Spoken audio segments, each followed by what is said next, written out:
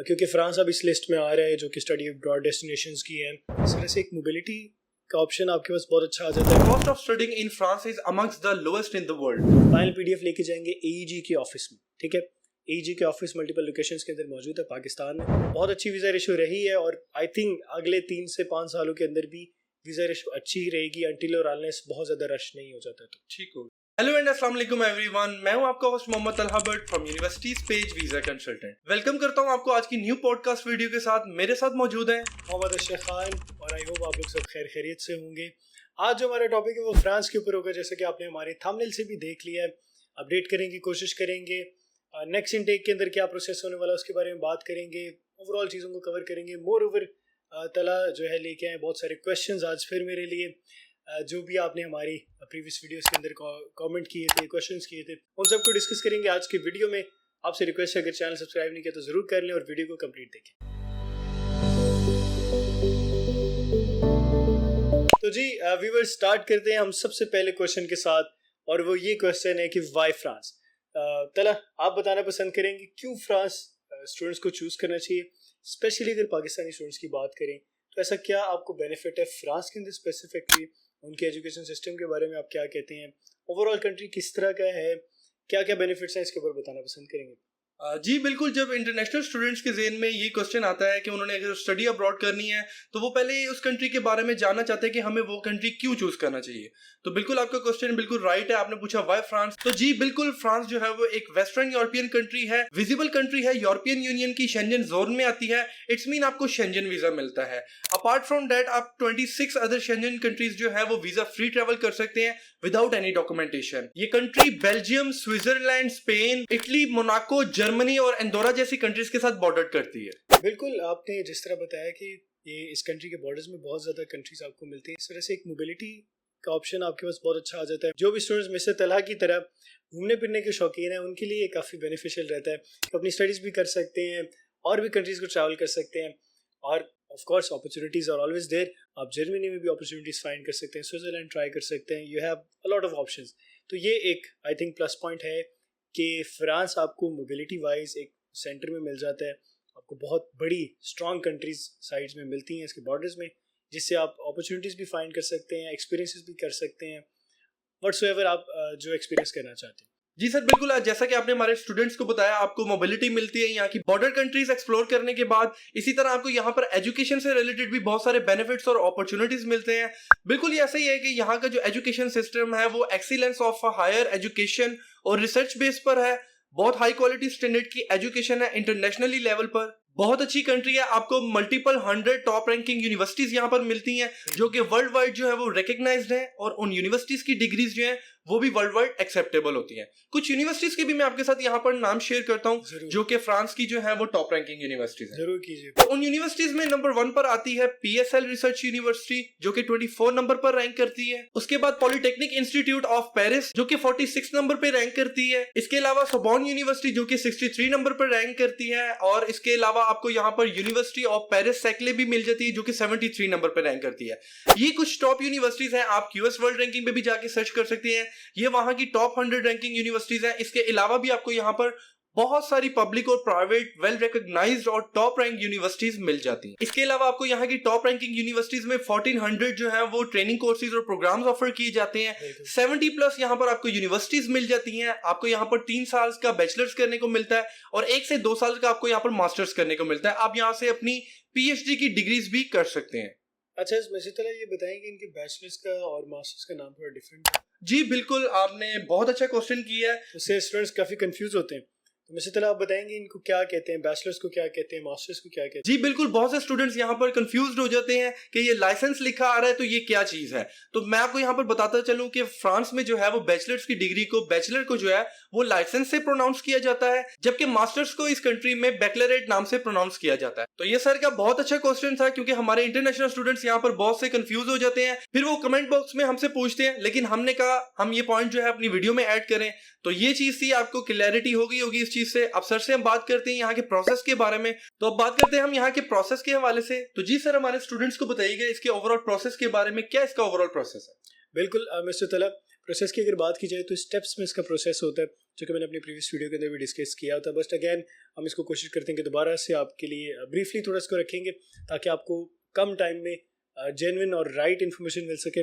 सबसे पहले आपने अपनी यूनिवर्सिटी शॉर्टलिस्ट करनी है, उसके लिए आप कैंपस फ्रांस की वेबसाइट पे जाएंगे। 2-3 इनके पोर्टल्स हैं, आप उसको नोट डाउन कर लें, मैं डिस्क्रिप्शन के अंदर भी ऐड कर देता हूँ। उसके अंदर कैंपस फ्रांस है जो कि आपका मेन डाटाबेस है जहाँ से अपनी यूनिवर्सिटी फाइंड करनी है। एतुदेस इन फ्रांस है जिस पर आपने रजिस्टर कर लेना है, और उसके अलावा मॉन मास्टर है और यूनिवर्सिटी का इटसेल्फ पोर्टल है। अब जो इसके अंदर कन्फ्यूजन आती है वो ये कि आपने किस पोर्टल पे जाके अपना एडमिशन अप्लाई करना है। ये डिपेंड करेगा कम्प्लीटली आपकी यूनिवर्सिटी के ऊपर। सबसे पहले आप यूनिवर्सिटी फाइंड कर लें, देख लें आप किस यूनिवर्सिटी में इंटरेस्टेड हैं, कैंपस फ्रांस के थ्रू उसको फाइंड कीजिएगा। वहाँ जाकर आप अपने कोर्स वगैरह फाइंड कर लें, जिस भी कोर्स में इंटरेस्टेड हो उसके रिक्वायरमेंट्स को देख लें और फाइनलाइज कर लें कि मैंने इस कोर्स में इस स्पेसिफिक यूनिवर्सिटी में अप्लाई करना है। उसके बाद कैंपस फ्रांस में आपको उसका लिंक मिल जाएगा कि क्या ये एतुदेस इन फ्रांस पे जाकर आपने इसको अप्लाई करना है या इसको मॉन मास्टर पे करना है या फिर आपने यूनिवर्सिटी के अंदर जाके इसको अप्लाई करना है। यूनिवर्सिटी काफ़ी डिपार्टमेंट्स उनके जो होते हैं वो डिपेंड कर रहे होते हैं इन्हीं पोर्टल्स के ऊपर। कुछ यूनिवर्सिटीज़ आपको जो उसके कोर्सेज होते हैं उसके डिपार्टमेंट स्पेसिफिकली जो होते हैं वो यूनिवर्सिटी इटसेल्फ के अंदर ही आपको प्रोसेस करने दे रहे होते हैं आपके एप्लीकेशंस को। उसके अलावा कुछ यूनिवर्सिटीज़ का ये प्रोसेस होता है कि वो अपने डिपार्टमेंट्स मॉन मास्टर को दे देते हैं कि आप मॉन मास्टर्स के थ्रू अप्लाई करेंगे, ये भी एक अलग पोर्टल है। और बहुत सारी यूनिवर्सिटीज ऐसी भी होती हैं जो कि एतुदेस इन फ्रांस पे करवा रही होती हैं। नंबर 1 स्टेप आपका यूनिवर्सिटी सेलेक्ट कर ली, कोर्स फाइंड कर लिया। फिर नंबर 2 स्टेप है कि आपने देखना है वो कहाँ पे अप्लाई होगा, वो लिंक आप फाइंड कर सकते हैं, कैंपस फ्रांस के अंदर ही आपको मिल जाएगा। उसके बाद 3rd स्टेप होता है आपने अप्लाई करना होता है। अप्लाई करने के लिए जो आपको डॉक्यूमेंट्स चाहिए होते हैं वो कम्प्लीटली डिपेंड करेगा आप किस कोर्स में जा रहे हैं। उसके बारे में थोड़ी सी मैं आपको टिप्स दे देता हूँ कि आप अप्लाई करें अपने बेसिक डॉक्यूमेंट्स के साथ, अपना एक्सपीरियंस लेटर ज़रूर अटैच करें। अगर आपका प्रीवियस एक्सपीरियंस है, कोई अचीवमेंट है, वो ज़रूर ऐड करें क्योंकि उससे आपके जो एडमिशन के चांसेस होते हैं वो बढ़ जाते हैं। इसके अलावा अगर आपने कोई सोशल वर्क किया हुआ है, ये बहुत मैटर कर रहा होता है। यूरोप के अंदर, कनाडा, यूके, यूएसए, अगर आप स्पेशली अगर आप पब्लिक यूनिवर्सिटी और किसी स्कॉलरशिप को टारगेट करें तो अगर आपने कोई भी सोशल वर्क किया है वो उसकी जो है अचीवमेंट या एक्नॉलेजमेंट वो ज़रूर ऐड कीजिएगा। उससे ट्रस्ट में आपको बहुत ज़्यादा बेनिफिट होने वाला है। इसके बाद आप यूनिवर्सिटी फाइंड कर ली, कोर्स में एनरोल करने के लिए आपने एप्लीकेशन कर दी, डॉक्यूमेंट्स अपने अपलोड कर दिए उस स्पेसिफिक लिंक के ऊपर। उसके बाद आपने क्या करना है, उसके बाद जो आपका प्रोसेस होता है वो एक्सेप्टेंस लेटर लेने का होता है। सपोज करें आप 2 से 3 यूनिवर्सिटीज़ में एक्सेप्टेंस ले लेते हैं, वहाँ पे वो कंडीशन लेटर आपको दे देते हैं जिसमें मेंशन होता है कि आप अपनी एप्लीकेशन फ़ीस देंगे, आप अपनी यूनिवर्सिटी की कुछ सेमेस्टर की फ़ीस देंगे या जो भी ऑलरेडी उसकी फ़ीस होती है वो पे करेंगे, तो आपको एक फाइनल PDF मिल जाएगा। इसके लिए आप जाते हैं एतुदेस इन फ्रांस की वेबसाइट के ऊपर। एतुदेस इन फ्रांस की वेबसाइट के ऊपर लिखा होता है कि आई गॉट एक्सेप्टेड। वहाँ पे एक जो है आपको बटन मिल जाता है, वहाँ जाएं, वहाँ जाकर आप अपनी डिटेल्स ऐड करें, किस यूनिवर्सिटी में आपको एक्सेप्टेंस मिला है, अपने कंडीशन लेटर को अपलोड करें। उसके बाद उसकी एप्लीकेशन फ़ीस आपको वहाँ पे मिल जाती है। अगर उसकी एप्लीकेशन फ़ीस होगी वो आप पे करेंगे, अगर उसकी सेमेस्टर की फ़ीस होगी वो आप पे करेंगे, और फिर फाइनल PDF एतुदेस इन फ्रांस की पोर्टल से ले लेंगे। अच्छा व्यूअर्स, अब जो आपका स्टेप है ये इनिशियली सारा कंप्लीट हो चुका है। अब आप आते हैं आपके फाइनल स्टेजेस की तरफ जो कि आपका वीज़ा का प्रोसेस होता है। ठीक है, आपने अपना फाइनल PDF ले लिया एतुदेस इन फ्रांस से। उसके बाद आप अपना ये फाइनल PDF लेके जाएंगे, ये एज एक्सेप्टेंस लेटर होता है। फाइनल PDF लेके जाएंगे AEG के ऑफिस में। ठीक है, AEG के ऑफिस मल्टीपल लोकेशंस के अंदर मौजूद है पाकिस्तान में। अब वहाँ जाएंगे, वहाँ जाकर आप अपॉइंटमेंट के लिए रिक्वेस्ट करेंगे फॉर फ्रांस स्टूडेंट वीज़ा। वहाँ जाकर आपने अपॉइंटमेंट बुक करनी है, AEG को अपना PDF शो करना है। उसके बाद आपको जब अपॉइंटमेंट मिल जाएगी उसके साथ साथ आपको एक चेकलिस्ट मिल जाएगी। ये चेकलिस्ट आपके वीज़ा के डॉक्यूमेंटेशन के लिए होती है। उसके ऊपर मैंने डिटेल वीडियो बनाई है, काइंडली वो जाकर चेकआउट कर लें क्या क्या डॉक्यूमेंट्स रिक्वायर है, वहाँ से आपको बेहतर गाइडेंस मिल जाएगी। तो खैर आप उसके बाद जाते हैं वीज़ा इंटरव्यू के लिए। तो खैर ये आपका सारा प्रोसेस चल रहा होता है। इसके अंदर अगर डेडलाइंस की बात करें तो जनवरी फरवरी में ओपन होता है एतुदेस इन फ्रांस का पोर्टल, तब आपने रजिस्टर कर लेना होता है इसके ऊपर। इसके बाद जो मॉन मास्टर है वो मार्च में इसकी डेडलाइन होती है, तो ऑलरेडी तो डेडलाइन क्लोज हो चुकी है, बट हो सकता है आपको रोलिंग एडमिशन्स के अंदर एडमिशन मिल सकते हैं, तो आप रोलिंग एडमिशन ट्राई कर सकते हैं जो कि यूनिवर्सिटी के इटसेल्फ पोर्टल के ऊपर होते हैं।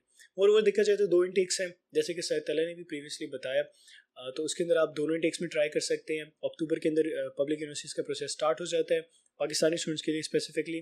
तो इन 2 इंटेक्स के लिए आपने अपना जो प्रोसेस है वो एटलीस्ट 6 मंथ पहले स्टार्ट कर देना होता है और अपनी यूनिवर्सिटी की डेडलाइंस वगैरह देख लेनी होती है। आई होप मैंने बहुत ज़्यादा टाइम नहीं लिया, बहुत ज़्यादा टाइम कंज्यूम नहीं किया, आपको प्रोसेस मैंने कोशिश की कि स्टेप वाइज आपको बता सकूं, तो आई होप आप लोगों को समझ आई होगी इसमें।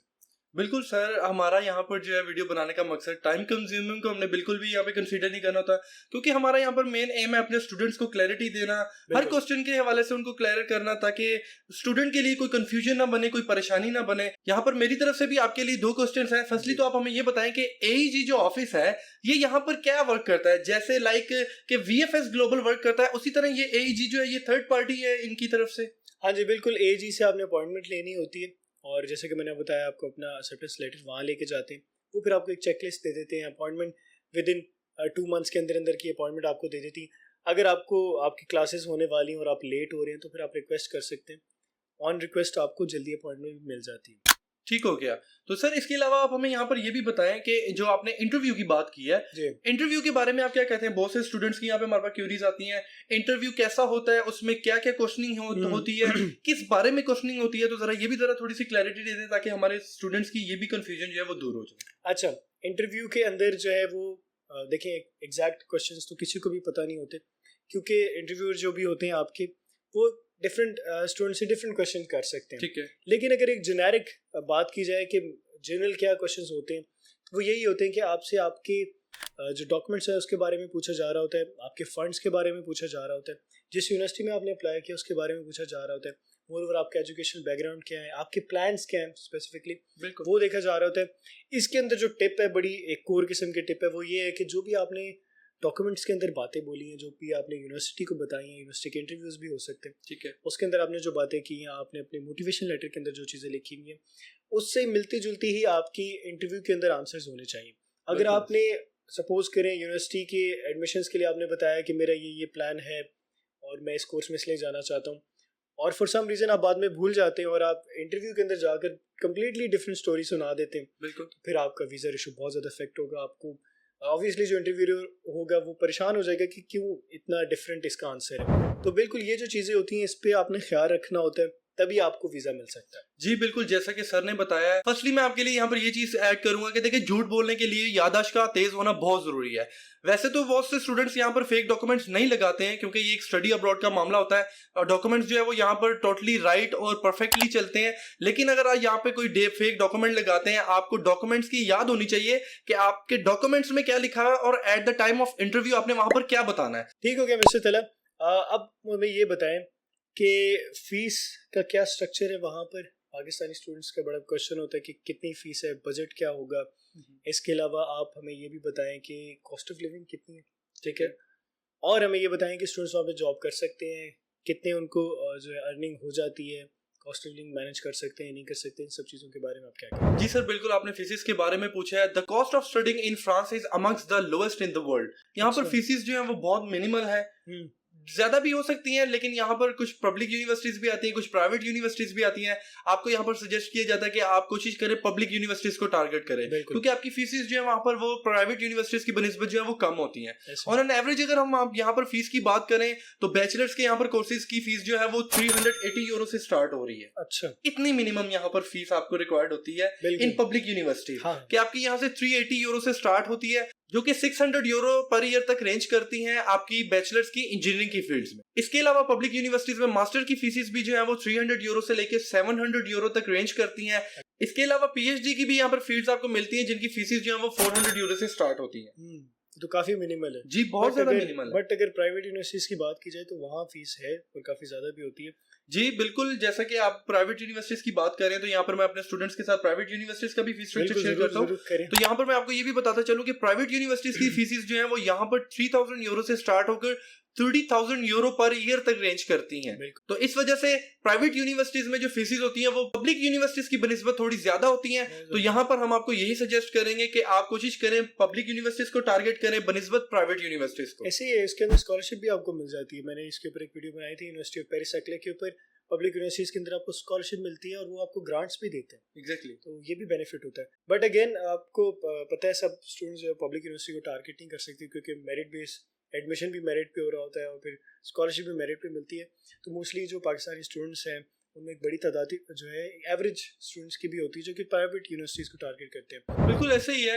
ये होता है कि पब्लिक यूनिवर्सिटीज में जो सीट्स होती हैं वो बहुत लिमिटेड होती हैं, इस वजह से पाकिस्तानी स्टूडेंट्स के लिए उनको अचीव करना जो है वो जरा थोड़ा मुश्किल होता है। लेकिन हम सजेस्ट तो आपको ये जरूर कर सकते हैं यहाँ पर, और करेंगे भी, कि आप कोशिश किया करें कि टाइम से पहले पब्लिक यूनिवर्सिटीज को टारगेट किया करें। अगर तो आपका वहां पर नाम आ जाता है तो ये एक बहुत अच्छी सिचुएशन है, वेल एंड गुड सिचुएशन है। आप वहां पर अपनी कॉस्ट ऑफ स्टडी को भी इजीली मैनेज कर सकते हैं, अपनी कॉस्ट ऑफ लिविंग को भी मैनेज कर सकते हैं। अलबत्ता अगर पब्लिक यूनिवर्सिटीज में आपका नाम नहीं भी आता तो प्राइवेट यूनिवर्सिटीज की ऑप्शन तो आपके पास वहां पर अवेलेबल होती है। बिल्कुल। इसके अलावा यहाँ पर कॉस्ट ऑफ लिविंग की बात करूं, जैसा कि सर ने भी हमारे से क्वेश्चन किया था कॉस्ट ऑफ लिविंग के हवाले से, तो एज एन इंटरनेशनल स्टूडेंट अगर यहाँ पर मैं बात करूं तो ऑन एन एवरेज आपको यहाँ पर मंथ जो है वो 600 यूरो से लेके 900 यूरो जो है वो रिक्वायर्ड होते हैं, जिसके अंदर आपकी एकोमोडेशन, आपकी ट्रांसपोर्टेशन, आपकी फूड एंड ग्रोसरीज और यूटिलिटीज वगैरह शामिल होती हैं। इसके अलावा यहाँ पर स्टूडेंट्स के लिए ये भी बहुत अच्छा प्लस पॉइंट है कि यहाँ पर आप आफ्टर स्टडीज और during studies part time jobs भी कर सकते हैं। यहाँ पर पार्ट टाइम जॉब्स की बात कीजिए तो आपको 20 आवर्स पर वीक जो है वो लीगली अलाउ है, आप यहाँ पर जॉब कर सकते हैं। और यहाँ पर जो पर आवर मिनिमम वेज दी जाती है वो 11.65 यूरो पर आवर के हिसाब से दी जाती है, जिसकी अगर आप कैलकुलेशन करें तो आप एक अच्छी मंथली इनकम अर्न कर सकते हैं और अपने कॉस्ट ऑफ लिविंग और अपने मंथली एक्सपेंसेस को इजीली कवर कर सकते हैं। इसके अलावा आप यहाँ पर फुल टाइम एम्प्लॉय भी वर्क कर सकते हैं, लेकिन ये आपके पास ऑप्शन आती है आफ्टर स्टडीज, क्योंकि ड्यूरिंग स्टडीज तो नहीं कर सकते। अलबत्ता यहाँ पर आपके पास ये ऑप्शन होती है कि अगर आप अपनी यूनिवर्सिटी और इंस्टीट्यूट की तरफ से वेकेशंस पे हैं, हॉलीडेज पर हैं, तो आप यहाँ पर फुल टाइम जो है वो एम्प्लॉयमेंट कर सकते हैं। अदरवाइज पार्ट टाइम जॉब की तो आपके पास यहाँ पर ऑप्शन अवेलेबल है, आप पार्ट टाइम वर्क करके अच्छी अर्निंग भी कर सकते हैं, अपने मंथली एक्सपेंसेस और कॉस्ट ऑफ लिविंग को इजीली कवर कर सकते हैं। इसके अलावा आपको यहाँ पर जो है आफ्टर स्टडी 6 मंथ से लेकर 24 मंथ तक का PSW भी मिल सकता है, जिसको हम पोस्ट स्टडी वर्क वीजा कहते हैं। ये एक ऐसा वीजा होता है, ये जॉब सीकिंग और जॉब सर्चिंग वीजा होता है। आपको इतना टाइम मिलता है 6 मंथ से लेके 24 मंथ्स का, मतलब 2 साल तक का आपको टाइम मिलता है। आप वहां पर इजीली जॉब भी फाइंड आउट कर सकते हैं। जॉब फाइंड आउट करने के लिए आपको वहां पे बहुत सी एजेंसीज मिल जाती हैं, बहुत से एजेंट्स मिल जाते हैं जो आपकी जॉब सर्चिंग में जो है वो हेल्प करते हैं, आपको अच्छी से सेक्टर्स में जॉब प्रोवाइड करते हैं ताकि आप अच्छी अर्निंग कर सके, अपने एक्सपेंसेस को भी इजीली कवर कर सकें। इसके बाद आप दूसरी कंट्रीज में जाकर भी जॉब एक्सप्लोर कर सकते हैं। एक पॉइंट जो मुझे लगता है स्किप हो गया था वो हमारा कोर्सेज का हुआ था, जो मिस्टर तला ने अभी हमें नहीं बताया। हम मिस्टर तला से रिक्वेस्ट करेंगे काइंडली हमें कुछ कोर्सेज के बारे में बताएं कि कौन कौन से कोर्सेज ऐसे अवेलेबल हैं जिनमें पाकिस्तानी स्टूडेंट्स जिनको टारगेट कर सकते हैं और सक्सेस रेशियो उनकी अच्छी है। अच्छा सर, मैं आपके साथ यहाँ पर कुछ कोर्सेज के नाम भी शेयर करता हूँ। बिल्कुल आपने सही फरमाया कि हमने ये पॉइंट जो है वो स्किप कर दिया था। तो जी बिल्कुल, आपको मैंने जैसे बताया कि यहाँ पर पब्लिक यूनिवर्सिटीज भी हैं, प्राइवेट यूनिवर्सिटीज भी हैं। पब्लिक यूनिवर्सिटीज में थोड़ी सी कोर्स की लिमिटेशन होती है क्योंकि थोड़ा सा लैंग्वेज बैरियर आ जाता है इस वजह से, बट आपको फिर भी यहाँ पर बहुत सारी variety of courses, wide range of courses जो है वो ऑफर की जाती है, जो कि टोटली इंग्लिश टॉट प्रोग्राम्स और कोर्सेज होते हैं। बहुत सारी फील्ड्स आपको यहाँ पर मिल जाती है टारगेट करने के लिए। आप मेडिकल की फील्ड में जा सकते हैं, आप IT की फील्ड में जा सकते हैं, आप बिजनेस एडमिनिस्ट्रेशन एंड मैनेजमेंट की फील्ड्स में जा सकते हैं, आप सेल्स एंड मार्केटिंग की फील्ड्स में जा सकते हैं, इकोनॉमिक्स की फील्ड्स में जा सकते हैं। इसके अलावा आप आर्ट्स एंड डिजाइन को टारगेट कर सकते हैं, फैशन जैसे कोर्सेज को टारगेट कर सकते हैं। लास्टली आपके पास यहाँ पर साइंस की बहुत ज्यादा फील्ड्स होती हैं, आप कंप्यूटर साइंस में जा सकते हैं, लाइफ साइंसेज में जा सकते हैं, लॉ भी पढ़ सकते हैं और मीडिया एंड जर्नलिज्म जैसी फील्ड्स को भी टारगेट कर सकते हैं। तो ये बहुत सारी वहां की टॉप रैंकिंग यूनिवर्सिटीज आपको ये फील्ड्स ऑफर करती हैं। ये वो फील्ड्स हैं जिनका इस कंट्री में बहुत ज्यादा स्कोप है। आप इन कोर्सेज को टारगेट करके अपना अच्छा करियर बना सकते हैं। आप फ्रांस में जो है वो बहुत इजीली इंडस्ट्री के अंदर सेटल हो सकते हैं, आपके लिए जॉब अपॉर्चुनिटीज बहुत बन जाती हैं। तो आई थिंक सर हमारी तरफ से स्टूडेंट्स के लिए यही इंफॉर्मेशन थी अबाउट यूरोपियन कंट्री जिसका नाम फ्रांस है। फ्रांस से रिलेटेड मजीद अगर आपका कोई क्वेश्चन हो तो आप अपने कमेंट बॉक्स में पूछ सकते हैं। वैसे तो हमने अपने ऑफिशियल चैनल पर फ्रांस से रिलेटेड मजीद वीडियोस जो है वो अपलोड की हुई हैं। अगर आपने अभी तक चेकआउट नहीं किए हैं तो आप जरूर उनको जाकर चेकआउट करें, उनसे भी आपके क्वेश्चंस के आपको काफी आंसर्स मिल जाएंगे। अपार्ट फ्रॉम दैट हमारे उन वीडियोस के अंदर जितने भी स्टूडेंट्स की क्यूरीज और क्वेश्चन है अब हम उनको डिस्कस करेंगे। तो मूव करते हैं अपने Q&A सेशन की तरफ। जी सर, स्टार्ट करते हैं अपना Q&A सेशन। हमारे पास यहाँ पर फर्स्ट हमारे स्टूडेंट की क्यूरी आई है, sir France visit visa work में चेंज हो सकता है?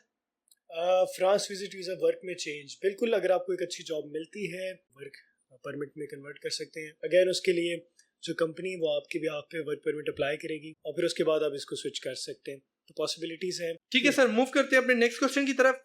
हमारे एक स्टूडेंट की यहाँ पर हमारे पास क्यूरी आई है कि 4 इयर्स का BBA पढ़ने जाना है जिसकी फीस 8,000 यूरो हो, UK और फ्रांस। मतलब उनका क्वेश्चन पूछने का मकसद ये है कि ये क्राइटेरिया है, इस क्राइटेरिया में आप क्या प्रेफर करते हैं, UK या फ्रांस? अच्छा, तो इन्होंने BBA करना है, 4 इयर्स का बैचलर्स करना चाह रहे हैं और 8,000 यूरो इनको फीस ऑफर की है किसी यूनिवर्सिटी ने। तो आई थिंक दोनों कंट्रीज के बड़े मतलब कोई कंपैरिजन उस तरह से नहीं होता. UK is an English speaking country, France is a French speaking country with other benefits और प्रोज एंड कॉन्स दोनों में हैं. तो इसमें मोस्ट फिजिबल यही आपके लिए सजेस्ट करूंगा कि अगर आपका बजट कम है, यूके आप अफोर्ड नहीं कर सकते, तो फ्रांस बहुत अच्छी ऑप्शन है, आप फ्रांस को टारगेट करें. बट अगर आपका बजट भी अच्छा है और आप बड़ी किसी कंट्री को टारगेट करना चाह रहे हैं, तो again UK is a bigger market France से, तो फिर आप यूके को भी टारगेट कर सकते. ठीक है सर, नेक्स्ट क्वेश्चन देखते हैं. हमारे स्टूडेंट का यहाँ पर हमसे क्वेश्चन है, sir I have receive acceptance letter from university, what is the next step? Next step क्या है? अगर आपने अब तक वीडियो देख ली तो आपको नेक्स्ट स्टेप का आइडिया हो गया होगा. स्टिल अगर आपको आइडिया नहीं है तो आप एतुदेस इन फ्रांस में जाकर रजिस्टर करें और वहाँ जाकर अपनी एप्लीकेशन फीस पे करें और यूनिवर्सिटी की जो भी इनिशियल डिपॉजिट है वो पे करें. उससे आपको एक पीडीएफ मिलेगा और आप फिर एईजी जाके अपनी अपॉइंटमेंट बुक कर सकते हैं फॉर द वीजा. ठीक है सर, मूव करते हैं अपने नेक्स्ट क्वेश्चन की तरफ. हमारे स्टूडेंट का यहाँ पर क्वेश्चन है, study visa ratio for France from Pakistan 2024. 2024 no doubt बहुत अच्छा वीज़ा रेशो रहा है.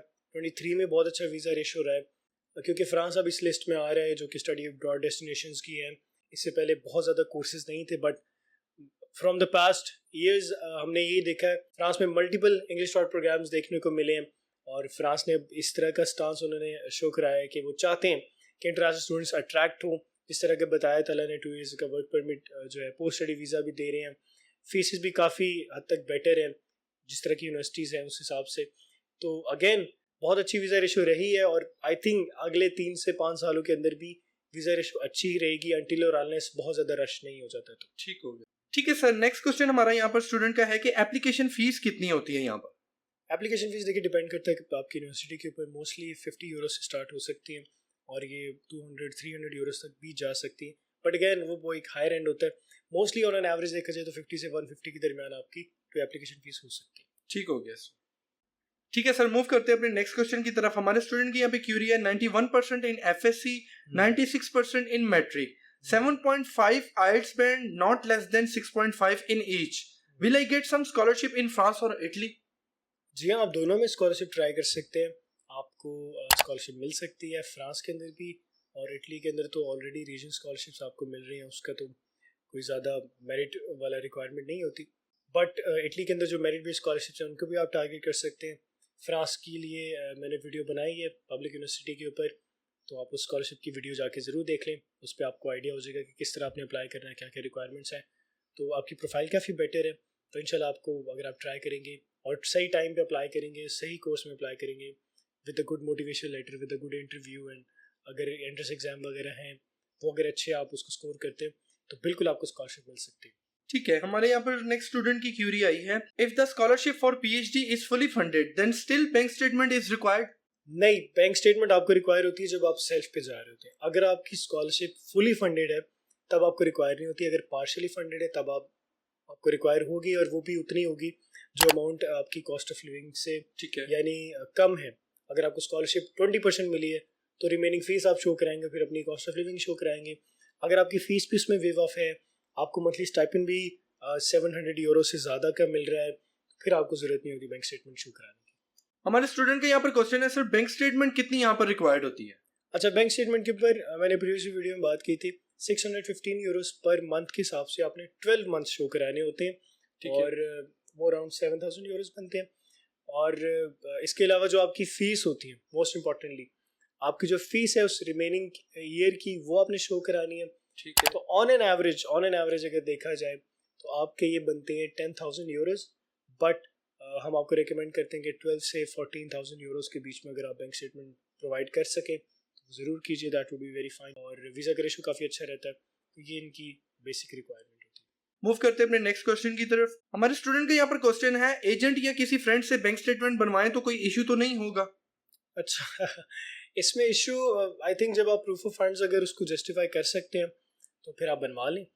बट अगर आप जस्टिफाई नहीं कर सकते बिल्कुल भी तो फिर आप ना बनवाएं. That is not much recommended. हमारा अगला क्वेश्चन है यहाँ पर, सिर्फ फर्स्ट ईयर के बाद फ्रांस में बीए सॉफ्टवेयर इंजीनियरिंग के लिए अप्लाई कर सकते हैं? फर्स्ट ईयर के बाद तो आई थिंक आप नहीं कर सकते. सेकंड ईयर का अगर आपका रिजल्ट वेटिंग पे है तो फिर आप कॉलेज से होप लेटर बनवा लें, प्रोविजन सर्टिफिकेट बनवा लें, तो फिर आप ट्राई कर सकते हैं, आप टारगेट कर सकते हैं, आपको एडमिशन मिल सकता है.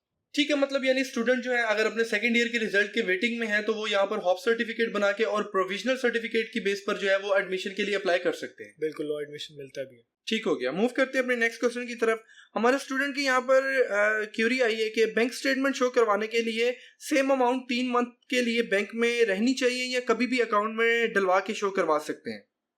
नहीं, एक्चुअली यूरोप के अंदर थोड़ा सा ये सीन इस तरह का इनका होता है कि आपने 3 to 6 मंथ्स की बैंक स्टेटमेंट मेंटेन करनी होती है। मेंटेन मतलब कि जो अमाउंट है वो एटलीस्ट आपके पास 3 to 6 मंथ्स के अंदर अंदर मेंटेन रहे, उससे बहुत ज़्यादा कम भी ना हो, अचानक पैसे भी ना आए। तो ये चीज़ें कुछ काफ़ी इंपॉर्टेंट होती हैं। तो अगेन अगर आप एकदम 3 महीने के अंदर पैसे डालते हैं फिर उसके बाद आपके पास जस्टिफिकेशन भी नहीं होती तो फिर आपके लिए बड़ा मुश्किल हो जाएगा। मूव करते हैं अपने नेक्स्ट क्वेश्चन की तरफ। हमारी यहाँ पे नेक्स्ट क्यूरी आई है, हमारे स्टूडेंट की यहाँ पर नेक्स्ट क्यूरी है कि फॉर मास्टर्स कितने % मार्क्स चाहिए होते हैं?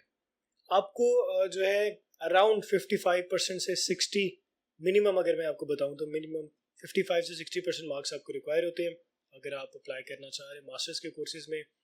बट अगर कोई अच्छी इंजीनियरिंग रिलेटेड है, डाटा साइंस और इस तरह के अच्छे कोर्सेज में जाना चाहते हैं तो फिर आपको 60 से 70% मार्क्स जो एटलीस्ट आपके पास होने चाहिए, तभी आप अच्छे कोर्सेज को टारगेट कर सकते हैं। हमारे नेक्स्ट स्टूडेंट का यहाँ पर क्वेश्चन है कि वीजा अगर रिफ्यूज हो जाए तो कितना लॉस होता है? वीज़ा रिफ्यूज़ हो जाए तो कितना लॉस होता है? अनटिल और अनलेस आप विड्रॉ नहीं करते अपना एडमिशन, आपका लॉस इतना ज़्यादा नहीं होता। आपके जो वीज़ा की फ़ीस ऑफ कोर्स उसका लॉस होगा, वो आपको दोबारा जो है पे करनी पड़ती है। और इसके अलावा जो ईजी की अपनी फ़ीस होती है उसका थोड़ा बहुत लॉस हो सकता है। अगर आप अपना बिल्कुल एडमिशन विड्रॉ कर रहे हैं फिर आई थिंक आपका थोड़ा बहुत लॉस हो सकता है। ट्रैवल एंड हेल्थ इंश्योरेंस आपकी जो है उसमें थोड़ा लॉस हो सकता है। अकोमोडेशन अगर आप पेड ले रहे हैं तो उसके अंदर थोड़ा बहुत लॉस हो सकता है। अगेन ये डिपेंड करेगा आपकी यूनिवर्सिटी के ऊपर। प्राइवेट यूनिवर्सिटी जा रहे हैं वो कितना रिफंड आपको देते हैं अगर आप विड्रॉ करते हैं आपकी अमाउंट में से, तो ये हो सकता है। अगर आप विड्रॉ नहीं करते, वेट करते हैं और दोबारा अप्लाई कर देते हैं वीज़ा, फिर इतना ज़्यादा लॉस नहीं है। आई थिंक मोर और लेस $500 तक का आपका जो है लॉस हो सकता है। ठीक है सर, हमारे नेक्स्ट और लास्ट स्टूडेंट की यहाँ पर क्यूरी आई है कि 2+2 वाले एलिजिबल हैं? हाँ जी, बिल्कुल एलिजिबल है। 2+2 अगर आपने किया हुआ है, आप अपने डॉक्यूमेंट्स को टेस्ट करवा लें HEC से और फिर बिल्कुल आप अप्लाई कर सकते हैं, आपको एडिशन मिल सकता है। ठीक है सर, ये था आज का हमारा Q&A सेशन फ्रांस से रिलेटेड। काफ़ी क्वेश्चंस थे आज। बिल्कुल ऐसे ही है सर, क्या कह रहे हैं, हम भी स्टूडेंट्स की यहाँ पर खिदमत करने के लिए बैठे हुए हैं। हमसे वो जिस तरह की भी क्वेश्चन एंड क्यूरीज करेंगे हमें उनका आंसर तो प्रोवाइड करना पड़ता है, बिकॉज हमारा काम ही उनकी कंफ्यूजन्स को दूर करना है, उनकी परेशानियों को दूर करना है, उनको अच्छा सोल्यूशन बताना है कि स्टडी अब्रॉड के लिए आपको किन किन स्टेप्स को जो है वो फॉलो करना चाहिए। तो ये था मेरे हिसाब से हमारी तरफ से Q&A सेशन। तो ये थी आज की हमारी वीडियो फ्रांस से रिलेटेड। उम्मीद करता हूँ आपको अच्छी लगी होगी, आपको पसंद आई होगी। आप जरूर इस वीडियो को लाइक करें, शेयर करें। मजीद अगर आपका कोई इस कंट्री से रिलेटेड किसी भी किस्म का कोई क्वेश्चन हो, आप नीचे तब भी कमेंट बॉक्स में पूछ सकते हैं। हम जरूर आपके इस क्वेश्चन को जो है वो हाईलाइट करेंगे और आपको उसकी सोल्यूशन जो है वो प्रोवाइड करेंगे। मजीद इस तरह की इन्फॉर्मेटिव वीडियोस देखने के लिए हमारे चैनल को सब्सक्राइब करें, बेल आइकन को प्रेस करें ताकि हर आने वाली इन्फॉर्मेटिव वीडियो आप तक बर वक्त पहुंच सके। तब तक के लिए हम दोनों को दीजिए इजाजत। शुक्रिया, अल्लाह हाफिज।